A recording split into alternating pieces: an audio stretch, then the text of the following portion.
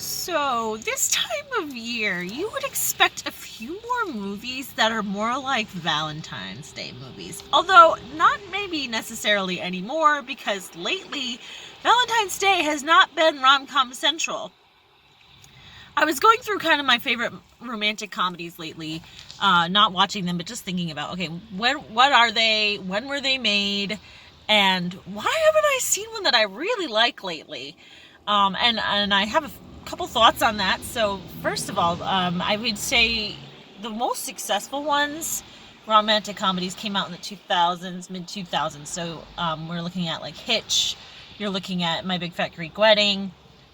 Those were very commercially successful and had cross appeal, but they're still considered in the romantic comedy class. I mean, they appeal to guys because they're funny, and Hitch starred Will Smith. It was like the rom-com from the guy perspective, so it really worked.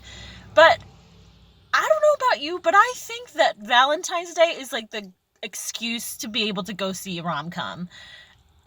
It's mushy, it should be that we should be able to just go and see a mushy, sweet movie at Valentine's Day, but that's not happened. And I was going through and I was thinking through like rom-coms that have come out in the 2010s, and there's not that many good ones. I was talking to my friend Marilette, and there's really been a shift.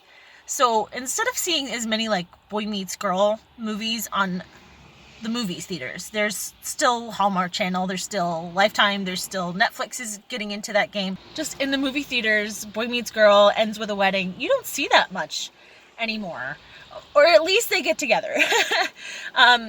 Very few and far between. And actually, I found it was interesting, so I looked at what was coming out. So there's a movie called The Photograph, which is a B movie, and then the following week, after Valentine's Day, Emma comes out, which is Jane Austen. I mean, you don't get much more romantic than her. She's the queen of romance, but that comes out after Valentine's Day. So what did we have in the last couple of years? So 2015, 50 Shades of Grey came out. I do not count that.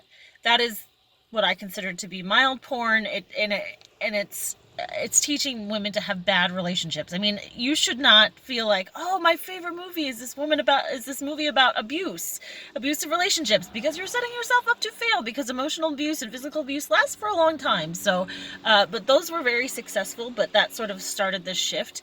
And then also, Deadpool came out around Valentine's Day. I mean, you remember that poster where he's like doing the little heart-shaped thing. So it's like, okay, well, let's do movies that aren't sweet and romantic.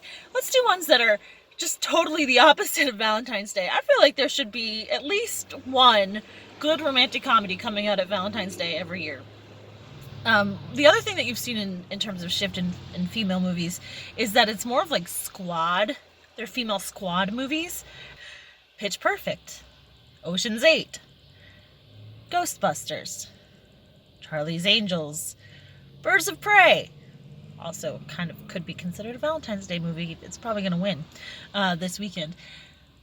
So what's the deal? I mean, I would say that I've gone to see many a superhero movie, but I don't think they're made for me. I think they're made for guys, kids and guys, boys and guys mostly. I mean, women go to see them, but usually when I go to see it, I go with my guy friends, because I'm like, I wouldn't necessarily be like, girls, want to go see this superhero movie? I have done it a few times, but they're not made for me. They're made for boys.